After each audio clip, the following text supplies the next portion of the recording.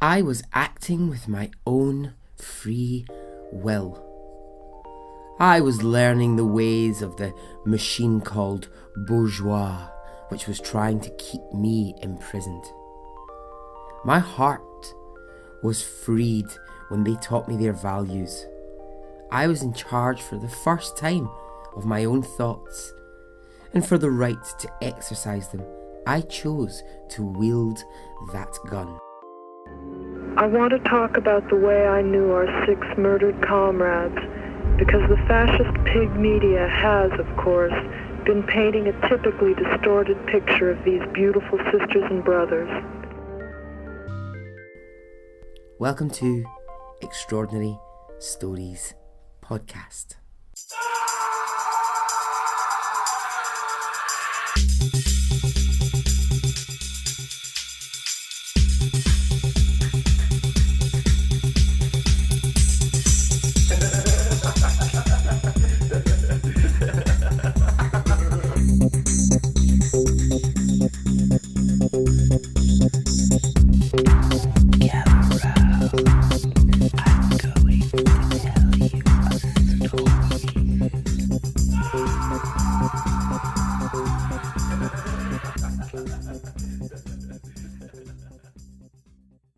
Hey, how are you?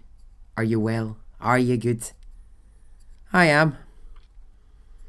Okay, let's get straight to the shout outs and on with the story. Shout out to Jean Hamilton. Hello Jean. Hello in North Carolina. From North Carolina to a Caroline. Hello Caroline Elliott. How are you, Caroline? Ryan Rogers. Glad you're enjoying this happening show, Ryan. Glad you're enjoying it. Julia Crane. Hey, Julia. And Catherine Phelps. Not a Phelps family member, I must point out. Or, as Catherine pointed out, on Facebook. So hello to you all. Okay, this episode, we are wandering into the story of a woman whose life was... it was interrupted by a crime, and then it just kind of became all about crime. And the whole story, it's just very strange. Very weird indeed. This is the kind of story I love. It's a bit twisty, it's a bit turny, takes lots of different directions you didn't really see coming.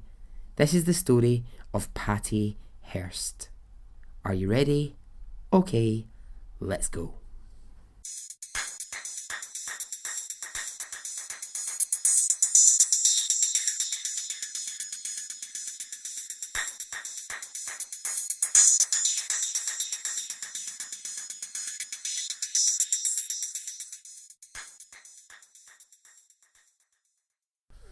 Okay, let's start with who, what, why, where, and when.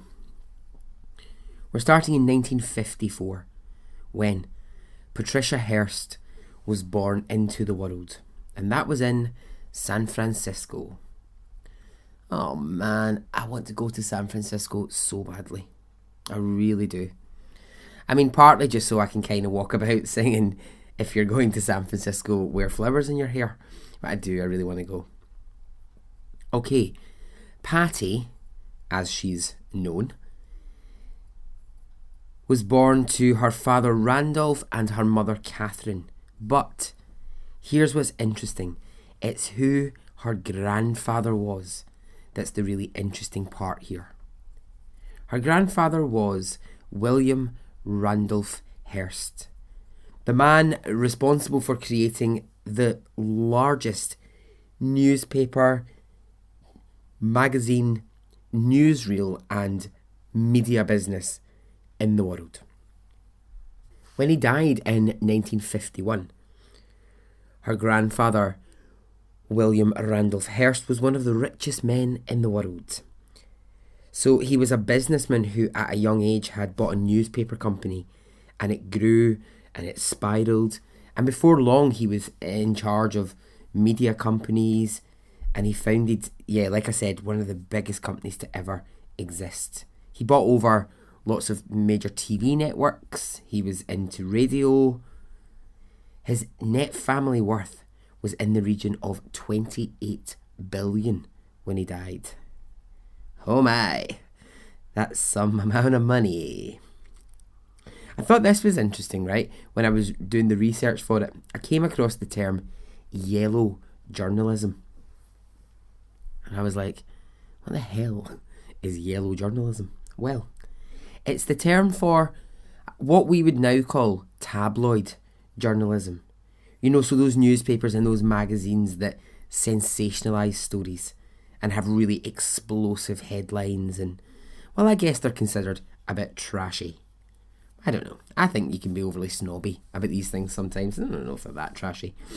So, in New York, Joseph Pulitzer, as in the actual Pulitzer Prize man, he owned a newspaper called New York World. And he did exactly what I just described. He filled that newspaper with crime stories, sometimes nudity, and big headline-grabbing stories. Now, William Randolph Hearst was young, came from a mining family, so there was a lot of money for him, and he was young, he was at Harvard, I think he was only like 20, wealthy family. He saw what was happening in New York with that newspaper, and he thought, I want a bit of that action. So he, in San Francisco, bought over a newspaper, and he did the exact same thing, but like any good businessman, he just took it further. He created a newspaper with even more sensational stories, even more crime, even more nudity. He pushed the boundaries. And this newspaper ended up becoming a leader all across America. He was selling more copies of this newspaper than anything else was selling. So that's really how the making of the fortune for that family began. So back to Patty and her family. So her dad, helpfully also called William Randolph. I'm not kidding you. There's 3 different people in this story, and they're all called William. Her dad, William, was an heir to the family fortune, technically making her an heiress to the fortunes of the family.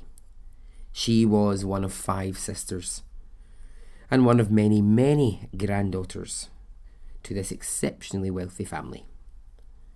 As a young child, Patty was bright.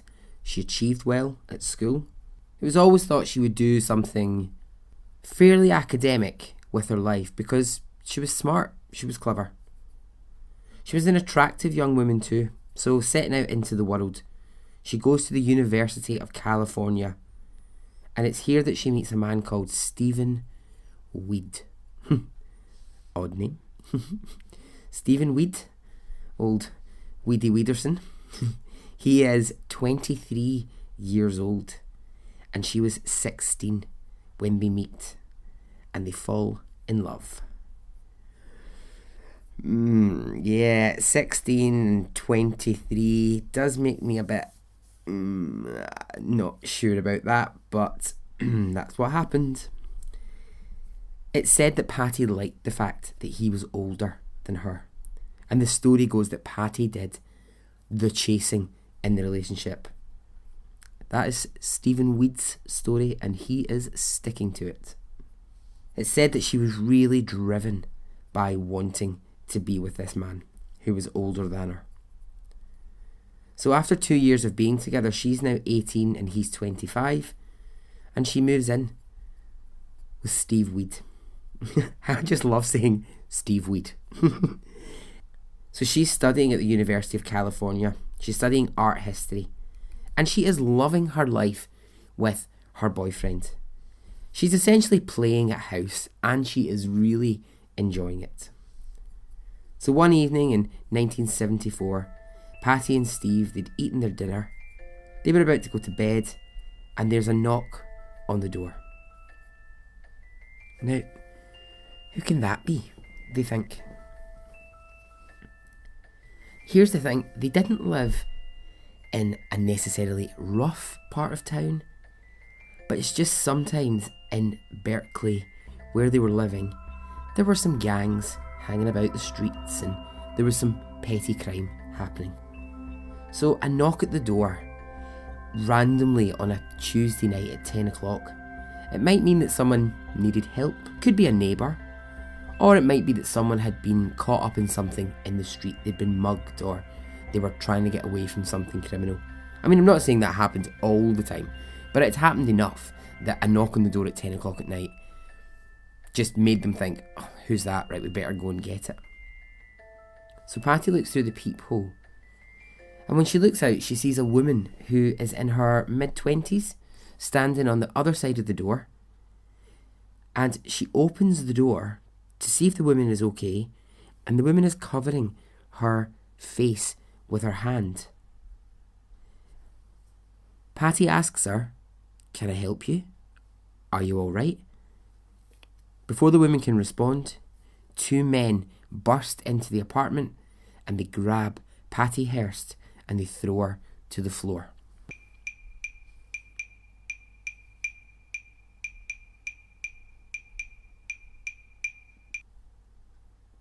Steve Weed is also grabbed and thrown down and told to face the floor.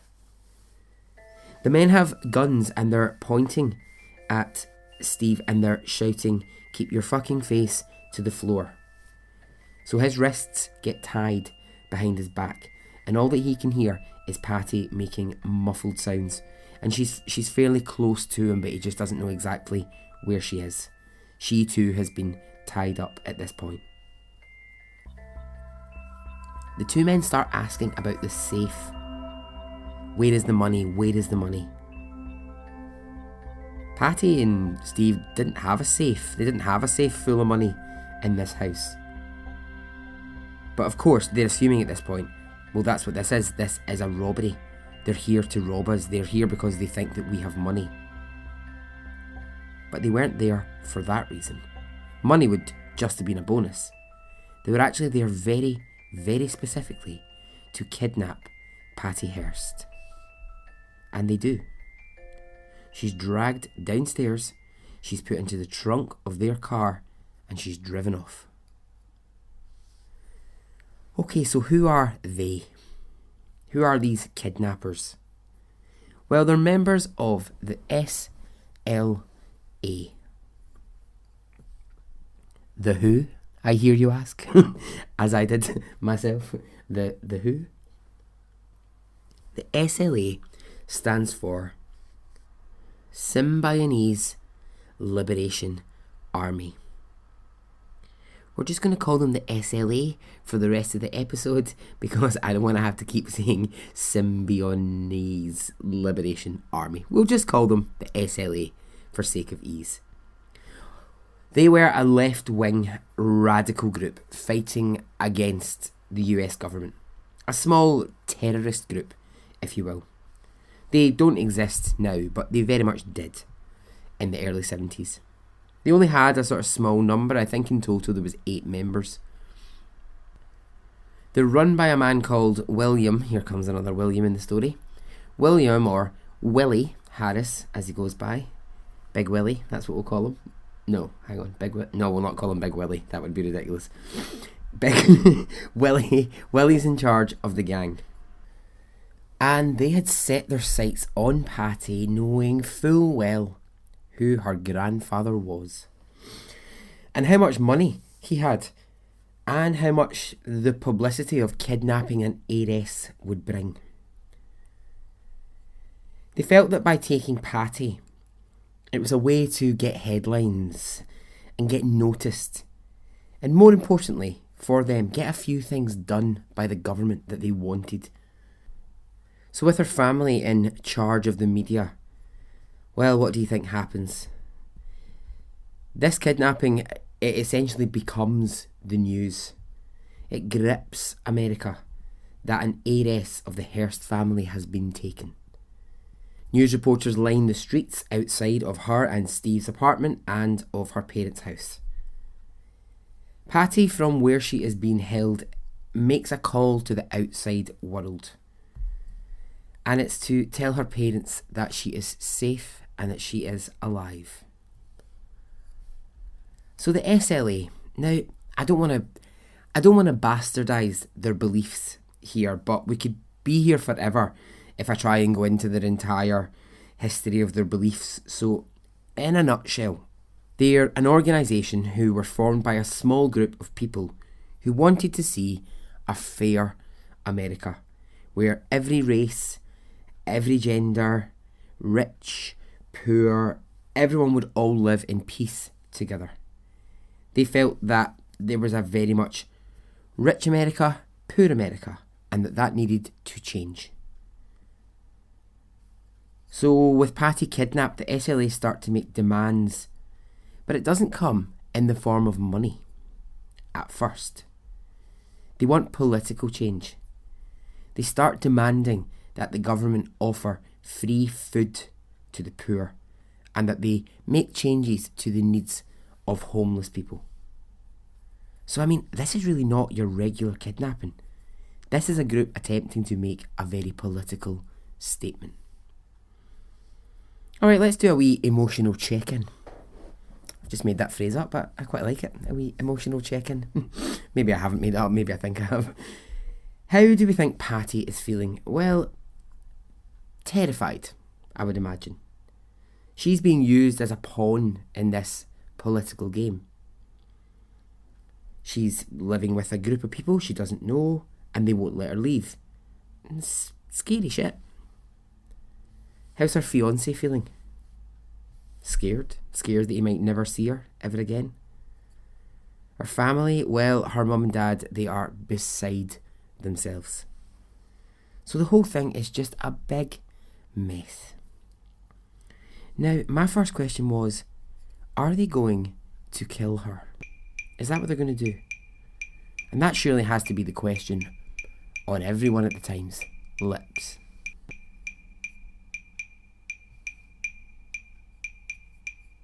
What everyone really wants to know is, what the hell is happening inside the headquarters of SLA? What's happening at Kidnap headquarters? Well, the SLA had no intention of killing Patty. It's not what they set out to do, it's not what they wanted. They just wanted their demands met. They just wanted to see some form of change happen, and this was their, pretty ill thought through, but this was their method of going about it. Now, Patty was doing something that her captors did not expect her to do. She was listening to them.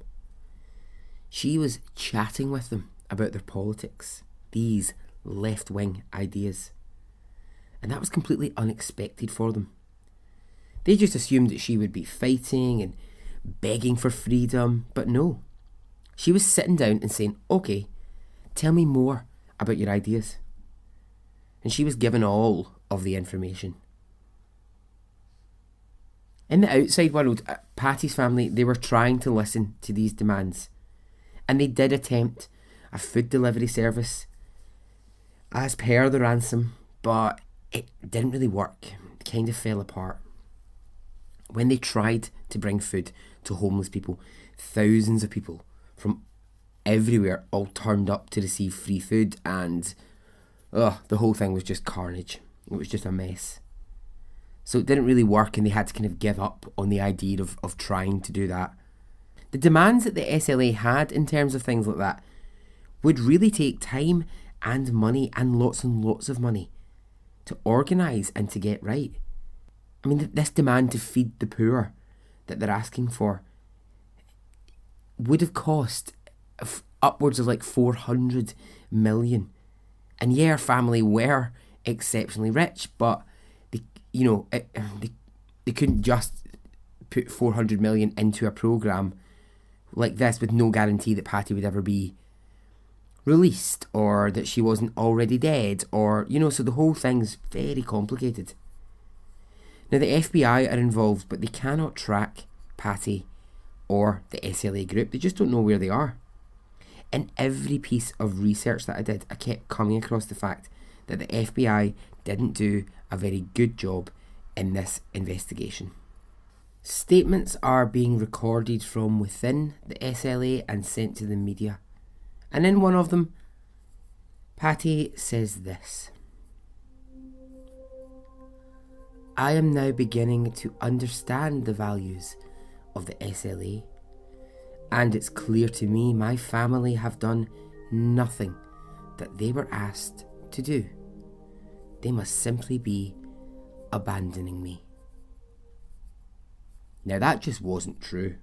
There's two sides here. But I can see her side too. I can. She's in there and she's thinking, well, they're not really doing enough to try and get me out of this. So now the story is about to go up a gear. Not only is Patty kidnapped, but she's also beginning to sympathise and believe in the people who took her. Madness. Madness, I tell you, madness. Now, no, I don't mean madness in wanting social change. I want social change. I want to see the homeless and the poor treated better and given more, but it seems a bit idealistic of the SLA to assume that this can happen overnight. Patty believes firmly that her family are playing with her life. Now, after 3 months of being kidnapped and still not found by the FBI, the SLA give Patty a choice. They say, okay, Patty, you can stay or you can go. You are free to walk out of this place that we're in right now, or you can stay with us. I think by this point they must have thought, well, our demands aren't going to be met, and the longer they keep Patty, the worse the whole situation becomes. But what does she do? She records another piece of audio for the press which says this: I am no longer being kidnapped.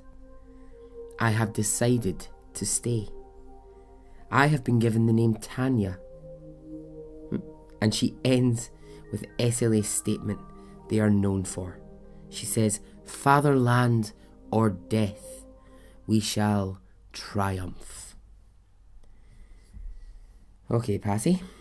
Okay, so now what starts to appear in the media, being sent from the SLA, are images of Patty holding a gun and wearing the official SLA outfit, which is like a dark coloured shirt and trousers with a slouchy beret.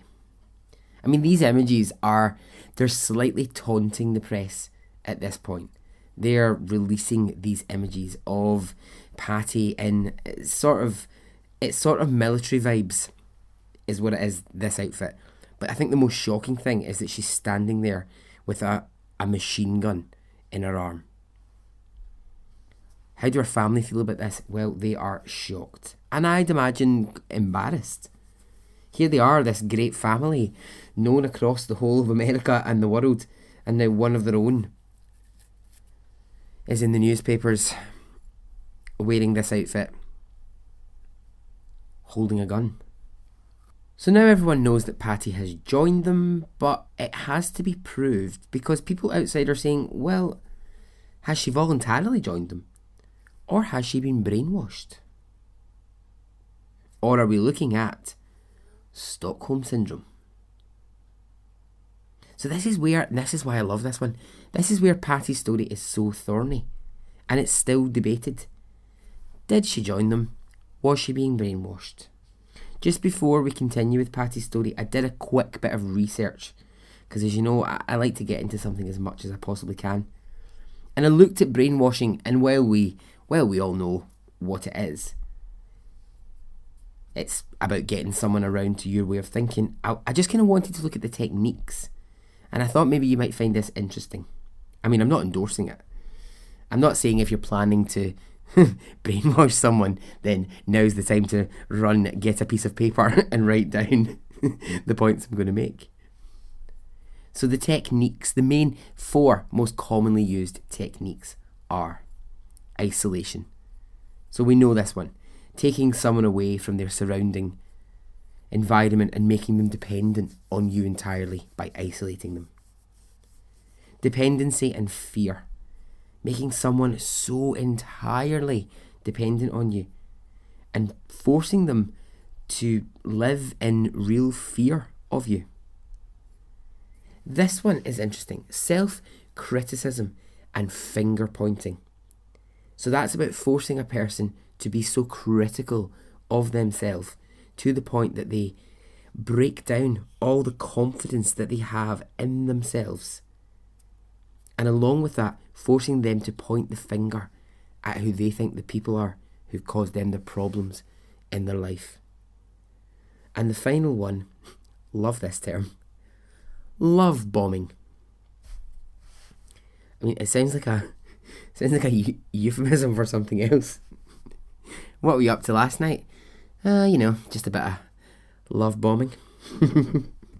Love bombing is when a group or a person who is brainwashing someone else basically showers that person in so much love and attention when they think you're coming round to their way of thinking. But they'll do the opposite if you ask difficult questions. They will freeze on you and the love bombing stops. Okay, so those are the 4 main elements of brainwashing. But let's ask the question again. Was Patty being brainwashed, or was she there because she wanted to be?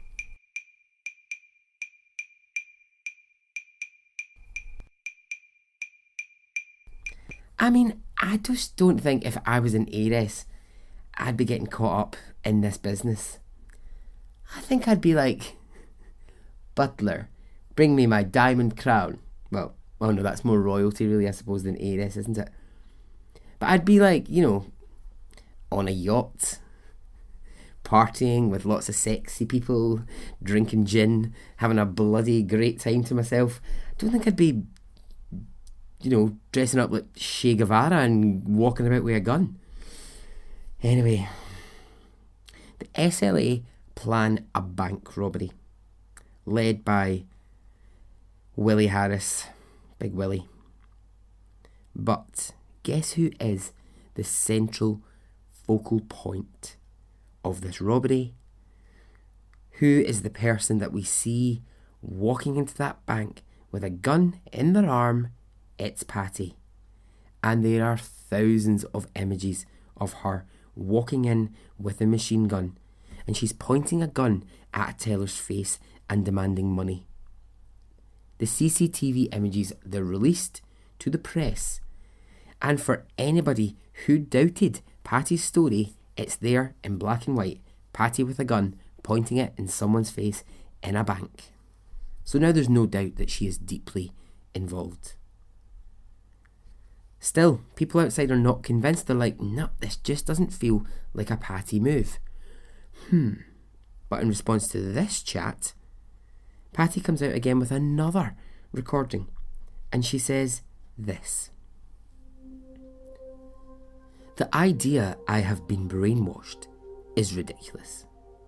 I am here of my own free will, acting under my own ideas.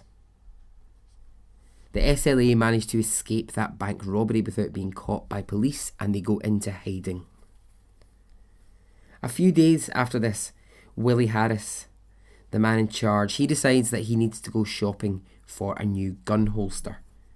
And so Patty drives the car and she takes him to the shop. It's just the two of them. So Willie goes into the shop. Patty waits in the car. Willie tries a bit of old crafty shoplifting in the gun holster shop. He tries to steal a gun holster and walk out the door. And a shop assistant comes out after him and he says, "Excuse me, I'm going to need you to come back inside." And an argument between the two of them breaks out. So what does Patty do? She's parked across the road in the car. She reaches out of the driver's side window. She pulls out her gun and she starts shooting it at the shop. Not at Willie or at the shop assistant, but at the windows, at the sign above the door, and she basically just fires lots of shots into this shop. So Willie runs away and the two escape. Poor shop owner, he's just like trying to go about his business, sell his gun holsters. Here comes fucking Patty with a gun. Oh no way, man. So now things are about to take a really dramatic turn. The LAPD have found the base of the SLA and they're planning to get them out of that house. Officers armed with guns surround the house in which the SLA are staying. They ask the members to leave the property peacefully, and this is ignored. And the whole thing gets heightened when police fire a smoke bomb at the house. Not a love bomb, a smoke bomb. Hoping that it's going to force them out. All it does is it creates a mess where the SLA inside the house are furious. They start screaming at the police. Shots get fired. They're telling the police to fuck off and leave them alone. I don't think there's much chance the police are going to do that. Now, this is all playing out live on TV. And people are gripped by this because of one thing. Patty. The heiress is caught up in a shootout live on TV. Are they about to see Patty Hearst shot or her shoot someone else?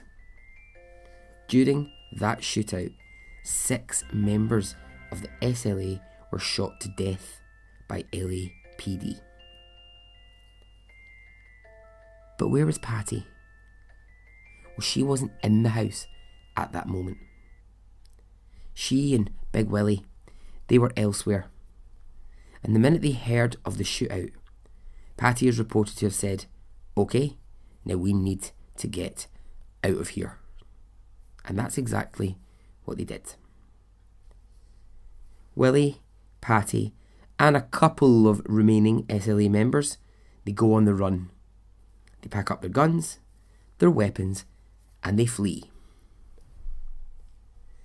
The circus surrounding this story is now at crazy levels. Patty Hearst is now on the run. Now, while they're on the run, they realise they are broke. They have no money whatsoever. Patty has no access to the money in her family at this point. So it's not long before they commit another armed robbery. They walk in to another bank, and again we get images of Patty walking in with a machine gun. It's violent, it's horrible to see these bank staff be whipped by guns and punched to the ground. It's not nice. During that bank robbery, a woman called Myrna Obso was depositing money, and in the carnage of the robbery, she's shot and she dies. So now Patty's not only a fugitive or a bank robber, she's now caught up in a murder. The small group go on the run and they manage to evade the FBI for a while. For a long time they manage to bounce from house to house, place to place, and not be caught. But eventually the jig is up and they are found in 1975 in one of their temporary accommodations. So almost 20 months after her kidnapping, Patty is arrested. And of course, this is going to go to court. And this is, this term, here we go. This is described as the trial of the century. Boring. How many more times are we going to hear that something is the trial of the century? Fucking O.J. Simpson was the trial of the century. The Menendez brothers was the trial of the century. Casey Anthony was the trial of the century.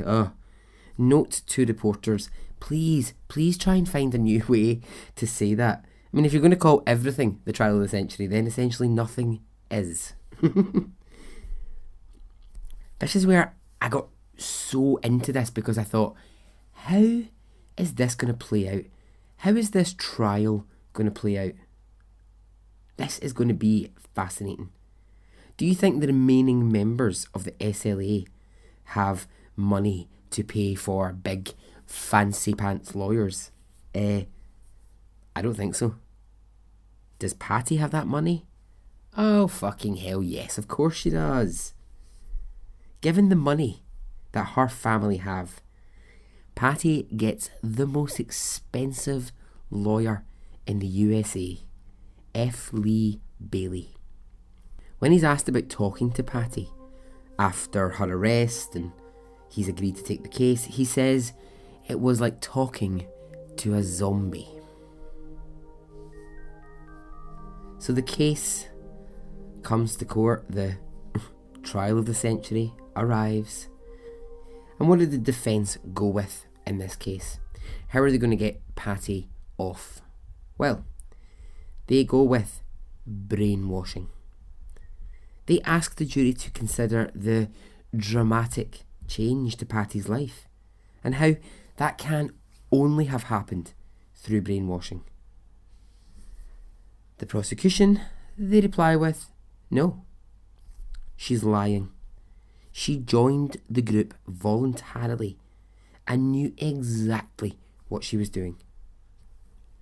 The court case gets really complicated because Patty will say, right, her side of the story is she was kidnapped. She was locked in a cabinet for, she says, upwards of 50 days after her kidnap, and she was abused by Willie that entire time. Willie will argue that never happened. We brought her into the house. We never intended to ever hurt Patty. And yes, we had sex, but it was consensual. It was a consensual relationship, and she was more than happy to stay in the group. It starts to grow kind of really bizarre at this point when the remaining members of the SLA start to argue in court that perhaps Patty all the while had been playing a game with them. She was actually in charge of this. I mean, they're happy to say sometimes she was the one who wanted to go and rob these banks. She was the person who was saying, let's do it. I'll get my gun. Let's go tomorrow. I'll be the face of it. I'll be the person who storms into that bank with my gun. Patty says, of course, that's not true. And if I ever did say anything like that, it's because I was being brainwashed. I was under their spell. At one point, there's a ridiculous theory that says that Patty actually was responsible for her own kidnapping. This it sort of comes into court and then it dies very quickly because there's just no real foundation to that at all. So the jury debate. They debate all of this. And in the end, they find Patty guilty of her involvement in the murder at the bank. And she's given 7 years in prison.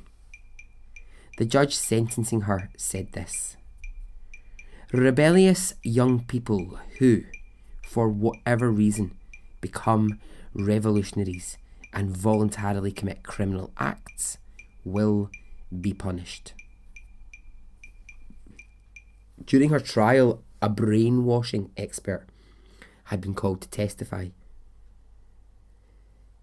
And after he had examined Patty for 15 hours, he absolutely was adamant that she had been brainwashed during her time with the SLA. Other people still felt, yeah, it's easy to say that, but it's not really true. This brainwashing expert, he wrote to President Carter and he asked that Patty be released from prison. And President Carter gets Patty released after only 22 months in prison. President Carter doesn't even stop there. He is so convinced that there has been such a wrong conviction happened here that when Bill Clinton is president, he asks that Bill Clinton have Patty Hearst pardoned for her crimes. And Bill Clinton does it. Patty was completely pardoned of any crime in her life. Why did these two presidents, and by the way, in history, it has never occurred that two presidents get involved in one case. Wowzers. Why did they both believe in her innocence so much?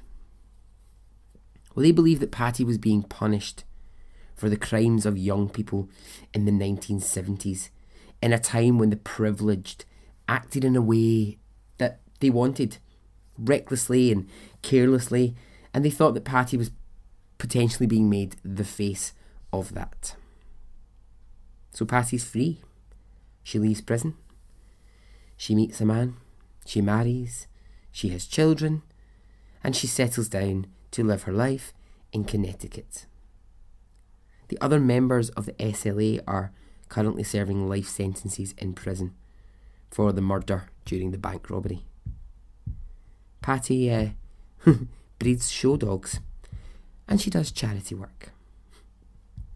This case will never not be questioned, and the question will always be, was she brainwashed or was she not? Patricia, how are we to understand the so-called missing year of your life? After Mel's Sporting Goods, after the shootout, the SLA members are killed, you could have left at any number of points.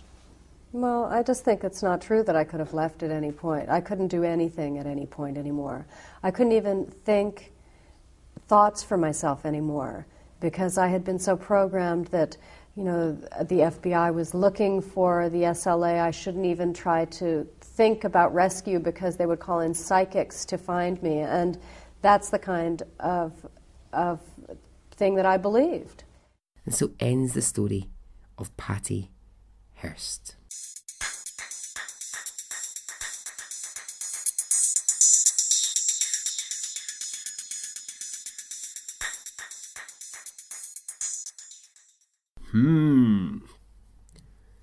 A puzzler. I'll tell you my thoughts on it. Whether you care or not, I'm just going to tell you. I don't believe Patty was brainwashed. Don't know why I called her Patty. Don't know why I don't believe Patty was brainwashed. I really don't. I think she was rich and rebellious, and I think she thought she could do anything because she had money. There's just something, I don't know, when I was looking at the overall picture of her life, I was thinking about the fact that at age 16, she was desperate to date a man who was 23 years old.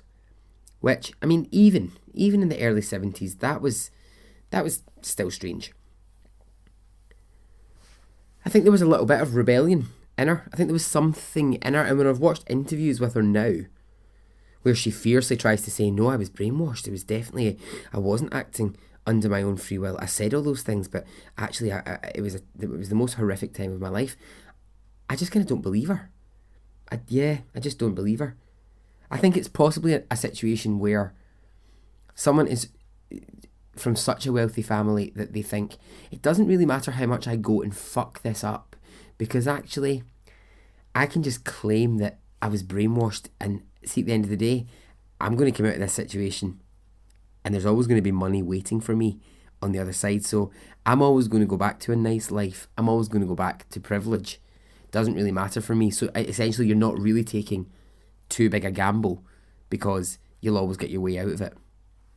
I know that maybe sounds a bit simplified, but I just don't really buy it. But please do get in touch if you think, no, I absolutely think she was brainwashed, and you know, you want to disagree with that opinion. I would love to hear if you want to. There's a funny thing as well where I was all the way through this, we kept watching interviews with Patty, and I kept going, she is so familiar. Like, I was thinking, I don't really know this story. Until like maybe a week ago, I was like, I just don't really familiar with this. And then, part of my research, I got to the last line of an article about her, only to realise that Patty has appeared in films throughout her life. Not films about her, although those have been made. Actual other people's films. So there's a film director called John Walters who makes quite offbeat, sort of culty type films. Two of which are actually some of my favourite films ever. There's one called Cry Baby, which is a really early Johnny Depp film. And there's another one called Serial Mom, which has Kathleen Turner in it. And they're both these sort of dark comedy, really strange, peculiar films. And all of a sudden I was like, that's why she's familiar to me, because she was in both of those films. John Walters, the director, apparently just had an absolute obsession with the Patty Hearst story. And although she wasn't an actress, he was determined she was going to appear in some of his more cult films. So yeah. Okay, so just a little bit of trivia for you there at the end. Please get in touch. Please let me know what you think of Patty's story. That's really it for this episode. Thank you for listening. As always, I'm on Facebook, I'm on Twitter, I'm on Instagram.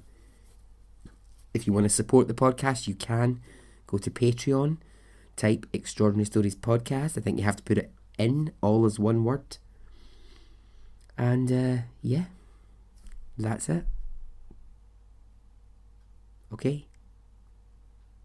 Goodbye.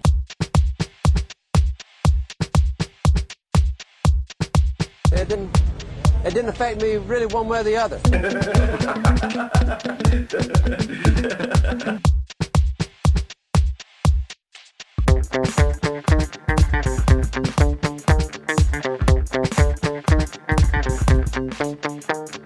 I would imagine from the look on his face,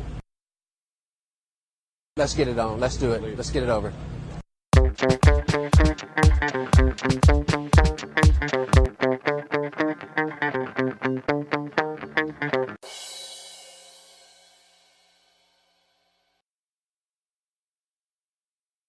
Let's get it on, let's do it, let's get it over.